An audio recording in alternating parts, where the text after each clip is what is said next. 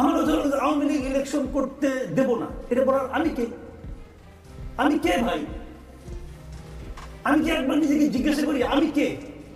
ভাই জিজ্ঞাসা করলেন হচ্ছে আওয়ামী লীগ নির্বাচনে আসবে না, বলার আমি কে বা আমরা কে?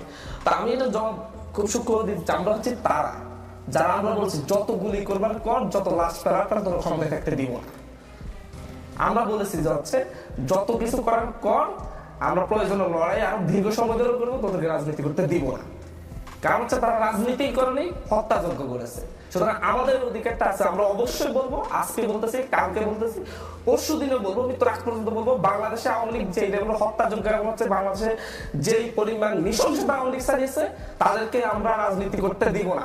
2000 শহীদ হয়েছে, তাদের পরিবার 10,000 মানুষ আছে, 10,000 মানুষ এক জায়গায় দাঁড়িয়ে বলবো আমরা রাজনীতি করতে দিব না। 22,000 আহত আছে, 22,000 আহত এক জায়গায় দাঁড়িয়ে বলবো আমরা আওয়ামী লীগ রাজনীতি করতে দিব না। অধিকার আছে এটাই। এখন আপনাদেরকে আগে নির্ধারণ করে দিতে হবে, যারা হচ্ছে সুশীল জায়গা থেকে বলে যে হচ্ছে রাজনীতি করার অধিকার সবার আছে, আওয়ামী লীগও রাজনীতি করবে, জাতীয় পার্টিও করবে, আমরা তাদের মতো হব না।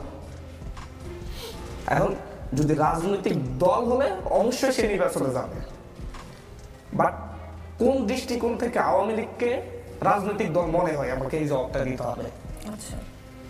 স্বাধীন বাংলাদেশে 72 থেকে 75 শাসন আমল, 2008 থেকে 2024 শাসন আমল, রাজনৈতিক দলের ভূমিকায় আওয়ামী লীগ কোন কাজটি করেছে? 72 ক্ষমতায় এসে রক্ষী বাহিনী গঠন করেছে, তাদেরকে ইন্ডেমনিটি দিয়েছে। 73 ভোট কার চুরি করে, হেলিকপ্টার করে ভোট চুরি করে এনে তাদের নেতাদেরকে বিজয়ী করেছে। 74 দেশে দুর্ভিক্ষ এনেছে দুর্নীতির মাধ্যমে। 75 বাকশাল কায়েম করেছে। 2008 এসে 9 প্রথম মানে হচ্ছে ক্ষমতা গ্রহণের 3 মাসের মাথায় এই দেশের মানে হচ্ছে সামরিক বাহিনীর কোমর ভেঙে দেওয়ার জন্য ভারতের ইশারায় এই দেশের সামরিক বাহিনীর ঊর্ধ্বতন কর্মকর্তাদেরকে হত্যা করেছে। বাংলাদেশের রাজনৈতিক নেতৃবৃন্দকে বিভিন্ন মিথ্যা মামলায় হত্যা করেছে। 2012 সালে এসে আমার মনে আছে হচ্ছে একজন রাজনৈতিক নেতার মৃত্যুদণ্ডাদেশ প্রত্যাহারের জন্য মিছিলে 2 দিনে 237 জনকে গুলি করে হত্যা করেছে। 2013 সালের 5 মে দেশের মুসলিম সংখ্যাগরিষ্ঠ একটি রাষ্ট্রে হেফাজতের উপর কি নির্মম হত্যাযজ্ঞ করেছে। 2014 সালে এসে 153টা আসন বিনা ভোটে নিজেরা সরকার গঠন করে ফেলেছে। ইশারা আস্তে আস্তে 2018 সালে রাতে ভোট করেছে।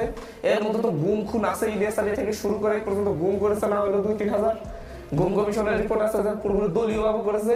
এমনকি 24-এর গণঅভ্যুত্থানের আগ মুহূর্তে 2 তারিখে তারা বসে মানে হচ্ছে ছাত্রদের উপর জিরো টলারেন্স এবং গণহত্যার জন্য যেই অনুমোদনটা দেওয়া হয়েছে 14 দলের বৈঠক থেকে দেওয়া হয়েছে, দলীয় সিদ্ধান্ত হয়েছে।